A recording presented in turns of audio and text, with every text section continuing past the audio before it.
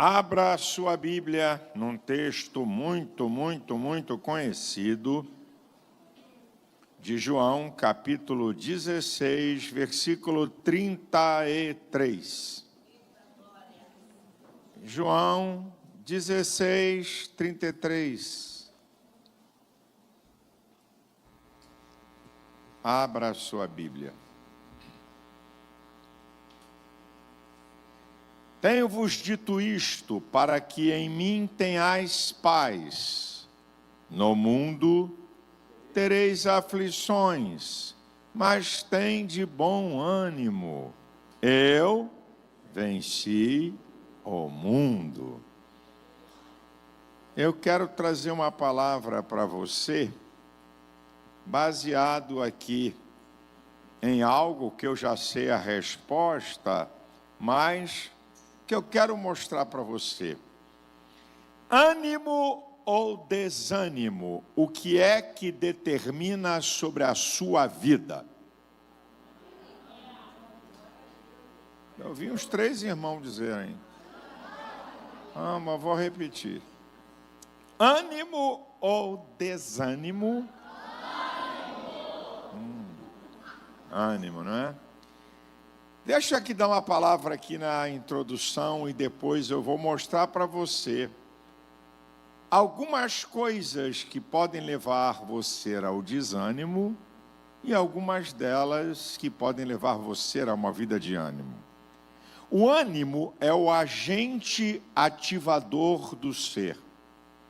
É um atributo da alma que leva a pessoa a ser otimista, proativa. Proativa é a pessoa que se antecipa a problemas, né? Ela age, ela não reage.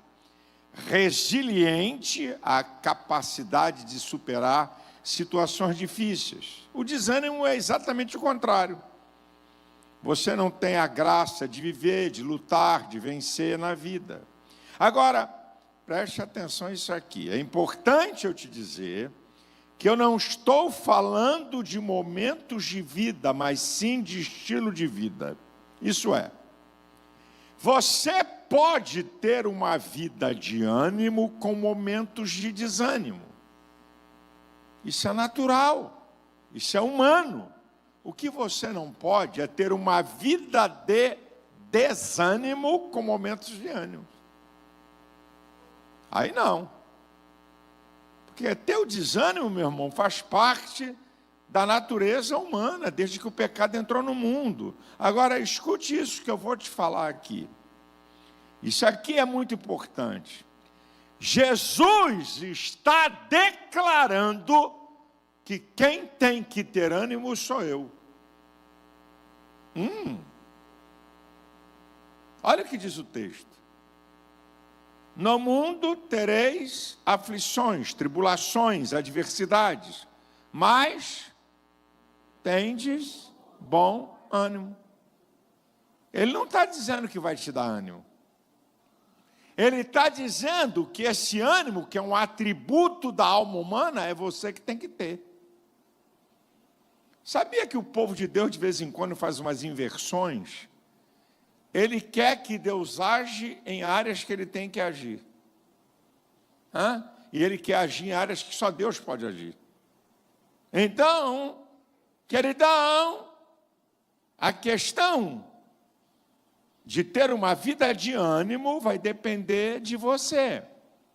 E eu queria que você ficasse atento, que a primeira parte da minha palavra, algumas coisas que podem levar você ao desânimo, vai depender de como você vai lidar com elas.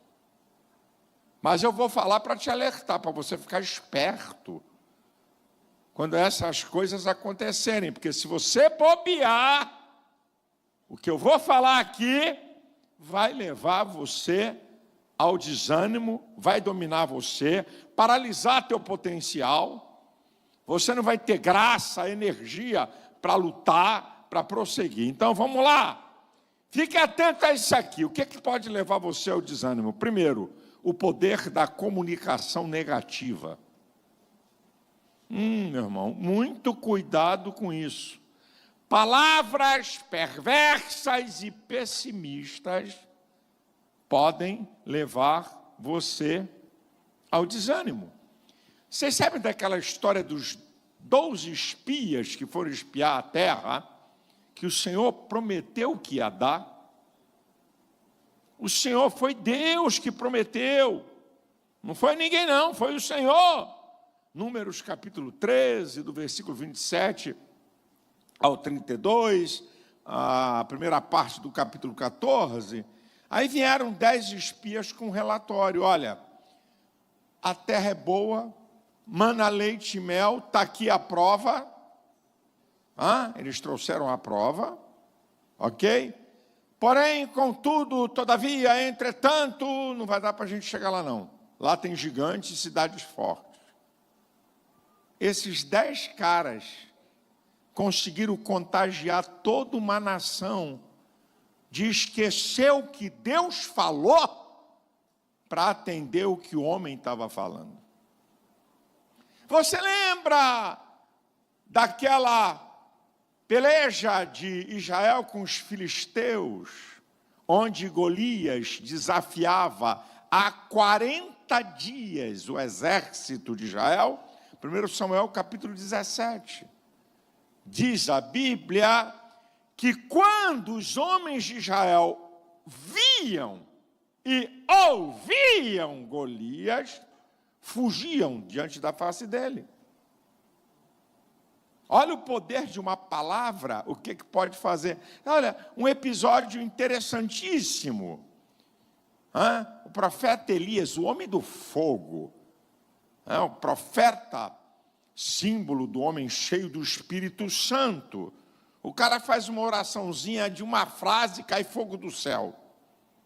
Depois disso, no capítulo 19 de 1 Reis, versículo 2, Jezabel, a mulher do rei, cujos profetas, na linguagem atualizada, Silas Malafaia, Elias passou o cerol, tá certo? Morreu todo mundo. Quando ela sabe disso, ela manda um recado, ela nem foi a Elias, ela manda um recado para o profeta, o homem do fogo, o homem que diz: não vai chover e não choveu, vai chover, ora e cai fogo do céu. Disse assim: amanhã, se às essas horas não acontecer a mesma coisa com você do que aconteceu com meus profetas. O cara entrou em depressão, foi para o deserto e disse: já basta, já chega, não sou melhor do que meus pais, que eu morra.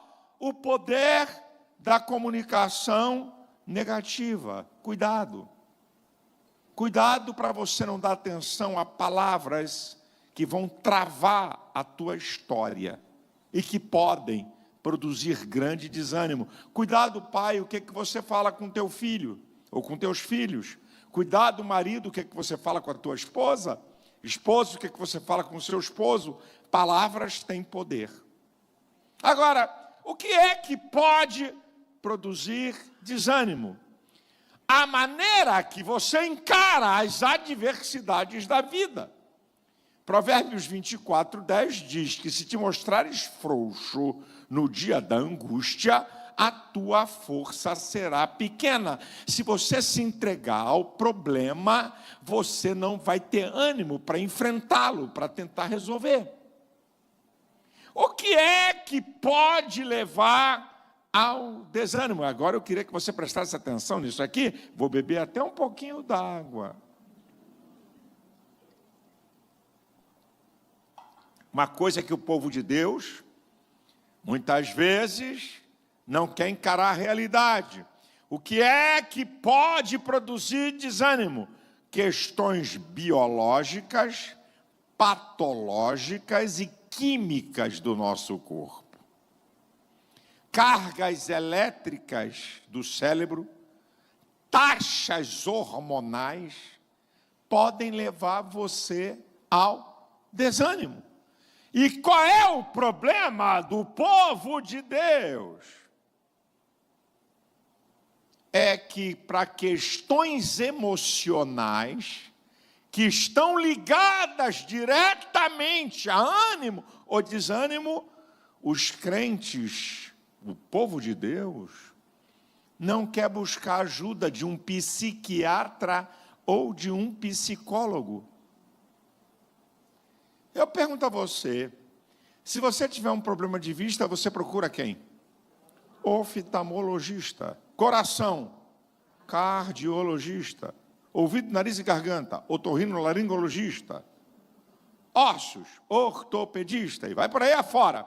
Mas o povo de Deus, muito santo, muito espiritual, candidato a anjo, se tiver um problema emocional, não procura ajuda. E Jesus falou em Mateus 9:12, Jesus, os sãos não precisam de médicos, mas os doentes. Jesus não menosprezou a ciência médica. Eu vou contar um episódio da minha vida para você entender. Essa minha vida que não é quase estressante, tranquilinha, na época que eu ainda não era pastor da DEVEC, eu era evangelista e vivia numa tensão louca de levantar milhões para pagar programa de televisão. Era uma loucura. E eu comecei a perceber que eu chegava no final de um dia à noite, cansado, tinha dificuldade para dormir, dormia pouco e acordava cansado. Isso começou a ficar uma rotina. E aí, eu procurei o Dr. Fábio Damasceno, pastor e psiquiatra. Eu falei, cara, eu estou com sono perturbado, e eu estudei, eu sou psicólogo, eu conheço o ciclo do sono. Existe o ciclo do sono e tem o sono do descanso, que é chamado do sono REM. Se você não passar por esse ciclo, você vai dormir, vai acordar cansado. Falei, vou procurar Dr. Fábio Damasceno. Aí marquei uma consulta. Quando eu entrei no consultório do Dr. Fábio Damasceno, tinha uma senhora sentada numa das poltronas. E quando eu entrei, ela disse, pastor Silas Malafaia? Falei, sim. O que é que o senhor está fazendo aqui? Quase que eu falei, vim comprar 2 quilos de batata, quase. Eu estava estressado, mas eu falei, deixa eu me segurar. Aí, estou sentado. Passou mais 5 minutos, entra outra. Não! É ele mesmo? Virou para outra perguntando. E eu estou lá ouvindo. É ele mesmo? O senhor é o pastor Silas Malafaia. O que é que o senhor está fazendo aqui? Quase que eu falei, vim comprar carne. Eu falei, eu acho que é a mesma coisa que a senhora. Eu vim me consultar com o doutor Fábio Damasceno. Elas ficaram admiradas, porque eu, pastor, estava lá buscando uma ajuda médica numa área que eu estava com deficiência. O doutor Fábio Damasceno me passou um remédio, falou, toma isso aqui durante uma semana, vai regularizar o ciclo do teu sono e você segue a vida. E foi exatamente o que aconteceu. Agora, eu não. Afinal de contas, eu sou o pastor da televisão, sou conhecido, eu vou chegar no consultório do doutor Fábio Damasceno, tem algum irmão lá? Como é que fica a minha reputação? Irmão, sabe qual é a ideia dos crentes? Os crentes pensam que psiquiatra é para cuidar de maluco. E tem resistência. Eu vou te falar, processos depressivos, que é uma grande potência para levar você ao desânimo, dependendo do nível da depressão, você tem que tomar remédio, e só quem pode passar remédio é psiquiatra, terapia medicamentosa, psicoterapia, psicólogo, não passa remédio. E dependendo do nível da depressão, você precisa de terapia medicamentosa e psicoterapia. Mas aí os crentes são santos demais, eu vou procurar um psiquiatra, vão pensar que eu estou maluco. O psiquiatra não cuida só de problemas mentais. E quem te falou que algum problema mental é porque você é maluco? Existem problemas mentais que, se você tomar remédio, regulariza. E que, se você não tomar remédio, aí sim, Você pode ficar lelé da cuca. Mas se tomar o remédio, regulariza. Meu irmão! Então, as pessoas não querem procurar ajuda médica. Irmãozão, bota na tua cabeça. Qualquer problema de saúde, ou Jesus te cura, ou você corre para aquela especialidade. A minha esposa não está aqui. Se ela estivesse aqui, eu digo na frente dela. Eu vou para o hospital sozinho. Se eu sentir que tem alguma dor, alguma coisa anormal, porque você tem que se conhecer, eu não fico, não vou não. Não vou não. Eu estou sentindo um negócio aqui que eu não sei o que é. Meu filho, eu não. Eu vou para o hospital. Eu vou. E não tem ninguém, eu mesmo vou sozinho. Eu vou embora. Uma vez eu comecei a sentir, eu não tinha o domínio ainda da questão de pressão alta, sabe? Hipertensão. Eu comecei a sentir uma pressão na minha cabeça tão grande, diferente de tudo. Eu falei, tem alguma coisa, não tinha um aparelho na minha casa. Eu falei, Lisete, eu vou buscar o doutor Luiz Antônio, chefe do hospital procardíaco, meu médico. Eu falei, eu vou lá porque eu estou sentindo uma pressão na minha cabeça e não é normal. E não tinha um aparelho. Então eu vou com você. Peguei o carro, cheguei na emergência, para o médico, disse, eu sou paciente do doutor Luiz Antônio. Mediu minha pressão. Adivinha quanto estava a pressão do menino? 22/14. Eu, naquela época, com 50 anos de idade, 48 para 50, chupetinha numa mão, para ter um derrame, para ter um AVC, para ter um ataque cardíaco. Aí o médico me passou e eu disse para o médico assim, ele não estava conseguindo atender, falar com o doutor Luiz Antônio, eu disse assim para ele, doutor, a minha pressão alta tem a ver com o estado emocional. Se uma coisa me perturbar emocionalmente, a minha pressão dispara. Ele olhou para mim como quem diz assim, quem és tu para dizer para mim o que é? Eu falei, pode me dar qualquer remédio de pressão, que a minha pressão não vai abaixar. Eu sei o que eu estou falando. Aí ele me deu o remédio de pressão, a bichinha lá. Estou aqui, 22, sou 22. Não é Bolsonaro, não. Sou 22. Aí ele falou com o doutor, ele disse assim, dá um calmante para ele. Calmante tal, não sei o que, bebê. Aí ele me deu, aí eu falei, tá vendo aí, eu cá comigo, mané, não te avisei? Aí, 40 minutos, 15/9. Mais uma hora, 13/8. Tchau, benção. Foi embora. Aí o médico depois, fui na consulta, me deu-lhe um arroxo. Ô amiguinho, você crê no teu Deus, ok? Mas se teu Deus não te curar, o médico ímpio, mas se o teu Deus não te curar, eu sou o teu Deus. Olha o que o cara falou para mim. Toma esse remédio aqui todo dia, que vai regularizar a tua pressão.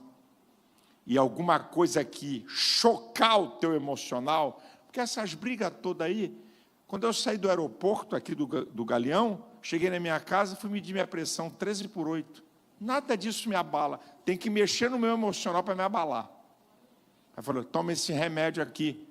Então, meu irmãozão, você fica com desânimo por alguma doença, alguma coisa que afeta o teu estado emocional. O que é que pode levar ao desânimo? Uma visão negativa da vida. Jesus falou em Mateus 6, 22 e 23. Se os teus olhos forem bons, o teu corpo terá luz. Se os teus olhos forem maus, o teu corpo será tenebroso. A maneira que você percebe a vida determina como ela é. Tem gente que só vê desastre, só vê coisa ruim. O irmão, olha quanto está o dólar. Meu Deus, não tem $1 em casa.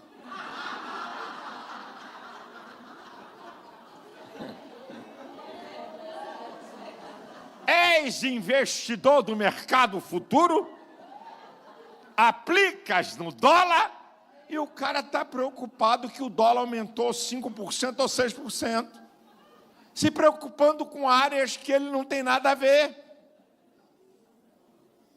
Parece que é uma brincadeira, mas não é não. Gente que só vê desastre, só vê coisa ruim, só vê coisa má. Assim vai ser tua vida. Uma visão negativa da vida vai contaminar todo o teu corpo e vai levar você para o desânimo.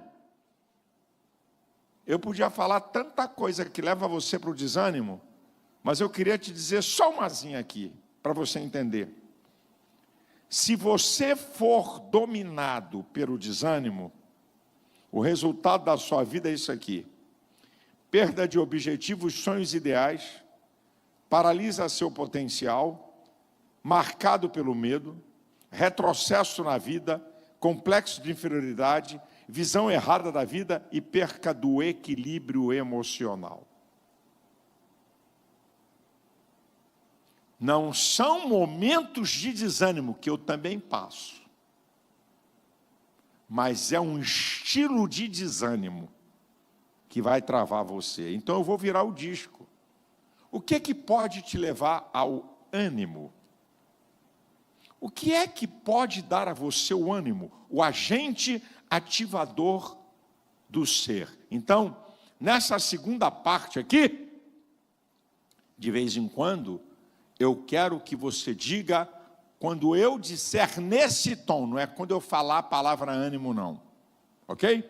Quando eu disser assim, ó, ânimo! Aí eu quero que você repita, ânimo! Só quando eu falar nesse tom. Um dia desse eu estava pregando essa mensagem, aí falei para a igreja, irmãos, eu quero que você repita a palavra ânimo quando eu falar nesse tom. Alexandre estava comigo, ânimo! Então você vai dizer ânimo. Agora, se eu falar a palavra ânimo, não precisa falar, então ânimo, meus irmãos, ânimo! Não, querido, é só quando eu der entonação. Então, vamos treinar? Ânimo! Povo inteligente, sabe das coisas. Bem, se você quer ter uma vida de ânimo, número 1, pense coisas boas. Tudo parte do processo mental. Escute isso aqui, gente. As cartas da prisão que o apóstolo Paulo escreveu, Filipenses, Colossenses e Efésios. Paulo estava preso. A carta da alegria é a carta aos Filipenses. Paulo, preso, escreve uma carta de alegria. Aqui está uma prova que as circunstâncias não significam que você vai ser dominado pelo desânimo. Qual é o segredo para o apóstolo Paulo estar preso e escrever uma carta de ânimo? É a síntese em Filipenses 4:8. Quanto ao mais, irmãos, tudo que é verdadeiro, tudo que é justo, tudo que é amável, se tem algum louvor, se tem alguma fama, nisso pensai. É que a mente de Paulo era ocupada com coisas boas. E o que está acontecendo com a mente do povo de Deus ocupada com o quê? TikTok, zap, zap. Fake news. Calúnia que põe na internet. De vez em quando, Elisete, eu dou uma gargalhada no meu escritório, e diz assim, está rindo de quê, Silas? Eu estou rindo de uns abestados que escrevendo aqui contra mim. Eu dou gargalhada. Isso nem mexe comigo. Mas tem crente que se lê uma frase contra ele, o mundo cai. Meu Deus. Falaram que eu sou chato. Ai, meu Deus. Falaram que eu estou feia. É isso, então é terror. Meu querido, minha querida. Pense coisas boas. Bota coisa boa na tua cachola. E o maior instrumento de coisa boa é a palavra de Deus. Vamos lá, ânimo! Número 2, se você quer ter uma vida de ânimo, eu vou falar o contrário do que eu disse para o desânimo. Tenha bons olhos. Se os teus olhos forem bons, o teu corpo será tenebroso. Se os teus olhos forem maus, se os teus olhos forem bons, o teu corpo terá luz. Se os teus olhos forem maus, o teu corpo será tenebroso. Como você vê a vida? Você sabia que a mente humana tem 2 processos? Memória tem a ver com o passado e imaginação tem a ver com o futuro. A capacidade de criar imagens. Você pode estar morando num barraco e aqui na tua mente você se vê numa casa própria, num bom lugar. Você acaba de entrar no curso de Direito e aqui na sua mente você se vê como juiz. Porque você tem uma capacidade de imaginação, de projetar futuro. Então, os olhos, a visão, é o sentido do corpo mais perto do cérebro humano, da mente humana. O que eu vejo para chegar na minha mente leva 0,2 de segundo. Então, tenha bons olhos.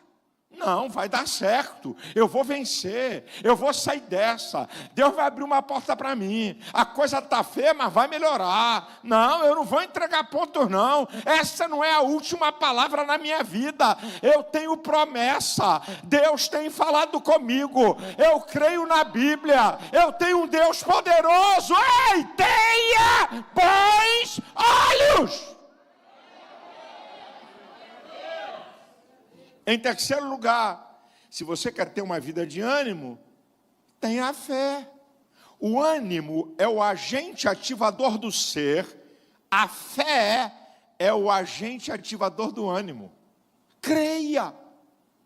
Sem fé é impossível agradar a Deus. Hebreus 11:6. Jesus falou em Marcos 9:23, se tu crê, tudo é possível ao que crê. Creia. Tenha fé, creia que o Deus que você serve é o Deus do impossível. Ele abre porta, ninguém pode fechar. Ele muda desígnios, Ele opera milagres, creia. Essa é a vitória que vence o mundo, a nossa fé. Creia, meu irmão, creia, não entregue pontos, o diabo não vai determinar sobre a tua vida, os ímpios não vão determinar. Há um Deus cheio de glória, poder e majestade, que ninguém pode impedir. Creia! O que é que pode produzir o ânimo em você? Medite e pratique a palavra de Deus. Bíblia não lê, Bíblia se medita, pensar, analisar, inferir. Olha o que Jesus falou. Mateus capítulo 7, a partir do versículo 24. Todo aquele que escuta as minhas palavras e as pratica, compará-lo-ei ao homem prudente que edificou a sua casa sobre a rocha, desceu a chuva, correram os rios, sopraram os ventos, e a casa não caiu. Todo aquele que escuta as minhas palavras e não as pratica, assemelhá-lo-ei ao homem imprudente que edificou a sua casa sobre a areia. Desceu a chuva, correram os rios, sopraram os ventos, e foi grande a sua ruína. A diferença é essa aqui, meu filho, é quem pratica e quem não pratica. Isso aqui não é livro de teoria não, filho. Isso aqui é a vontade de Deus revelada para a tua vida. O que está aqui pode acontecer. O que está aqui é para você. Então, pratique a palavra de Deus. A palavra de Deus não é livro de compêndio de filosofia, para apenas ser analisado intelectualmente. Não! É a palavra viva e eficaz, mais penetrante que espada alguma de 2 gumes, penetra até a divisão da alma e do espírito, das juntas das medulas, apta para discernir os pensamentos e as intenções do coração. Hebreus 4:12, o poder da palavra. Agora, os crentes não querem ler a Bíblia. Que silêncio lindo. Você já parou quanto tempo você gasta nas redes sociais? Foi feito um estudo é aterrorizante. Foi feito um estudo que essa geração, aqui no Brasil, está gastando 112 dias dos 365 em rede social. Sabe o que significa isso? 1/3 do tempo.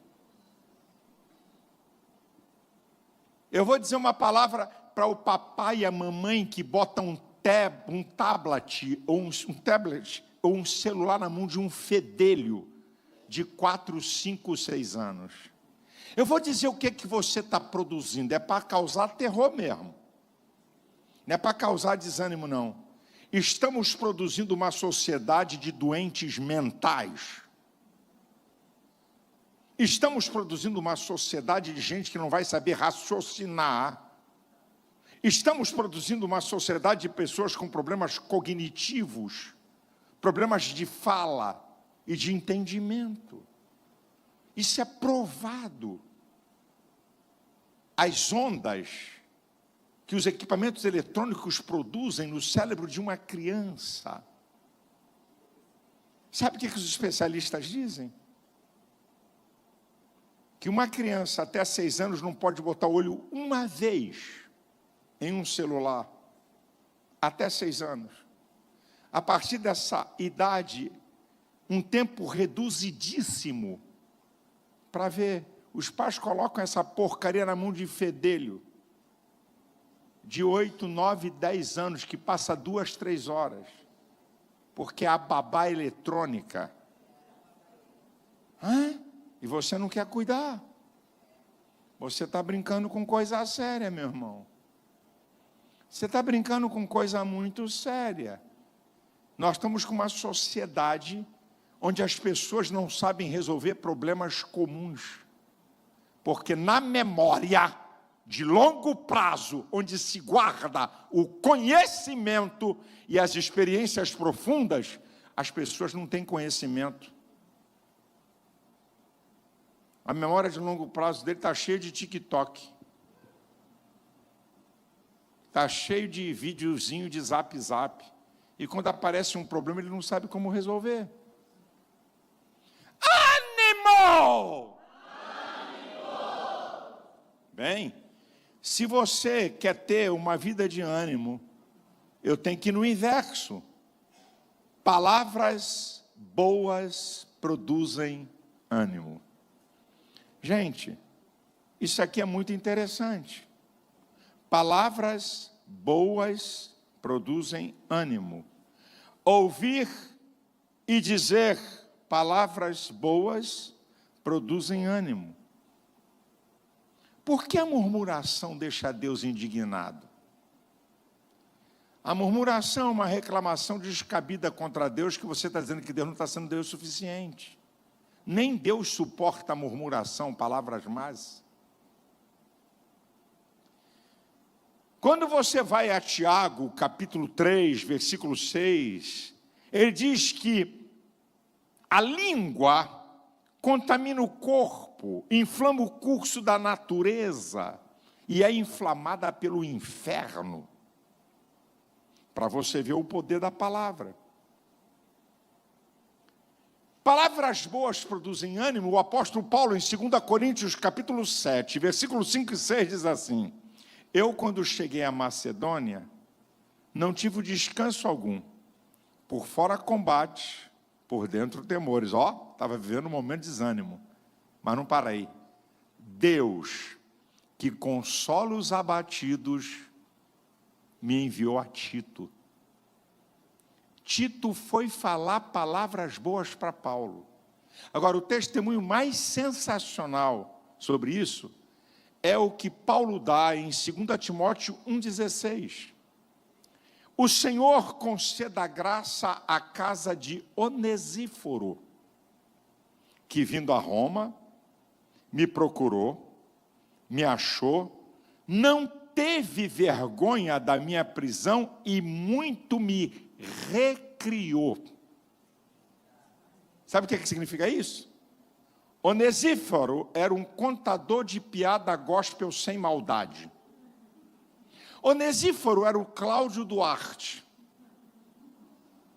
O apóstolo Paulo disse: o Senhor conceda graça à casa de Onesíforo, que vindo a Roma me procurou, me achou, não teve vergonha das minhas prisões e deu uma rajada de língua estranha. Não.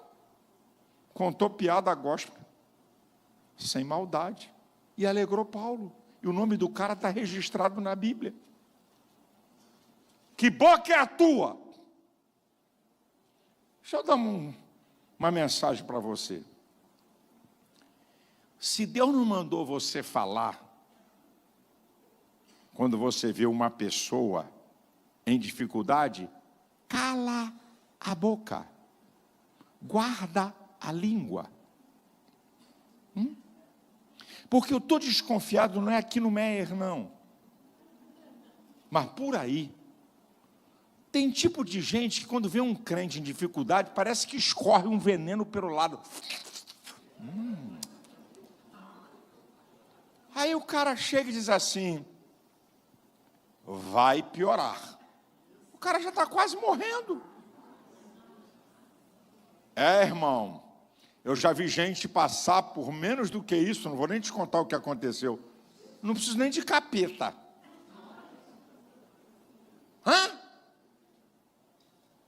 Então, olha o que você fala.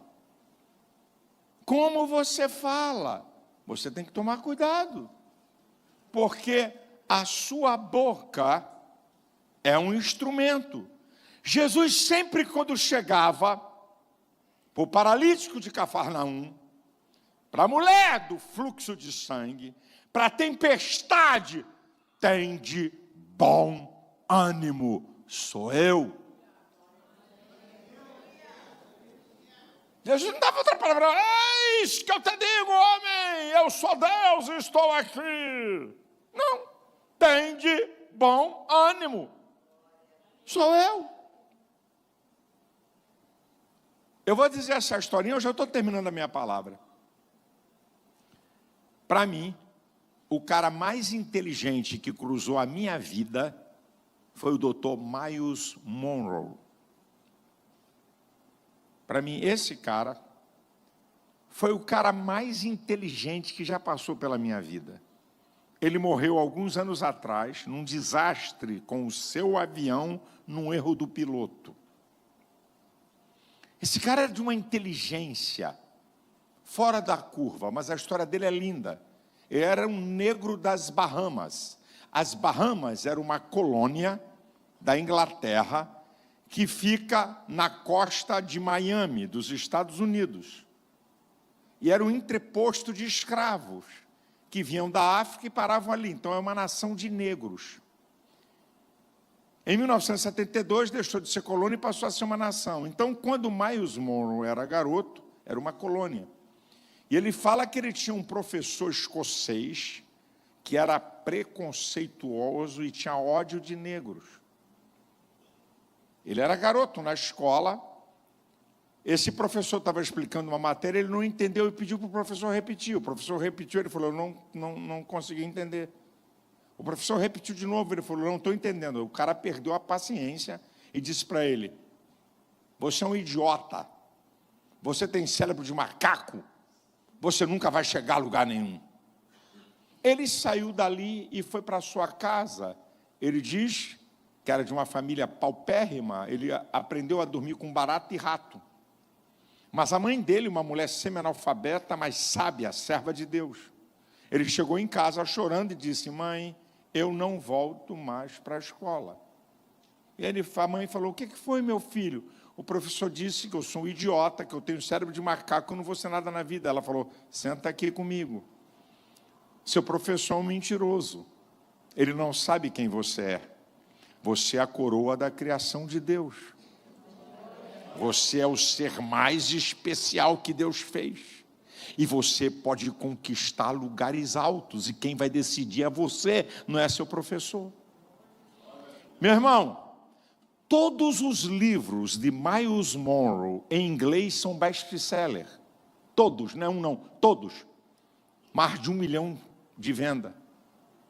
Eu nunca vi ninguém na minha vida falar sobre o reino de Deus como esse homem. Ele teve em vários congressos nossos. Eu nunca vi ninguém falar sobre o reino de Deus.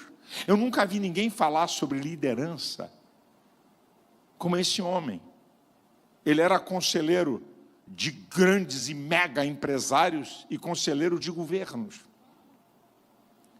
A última conferência que ele fez na Universidade de Harvard, a universidade número 1 do mundo, ele foi convidado para fazer uma conferência para os professores de Harvard.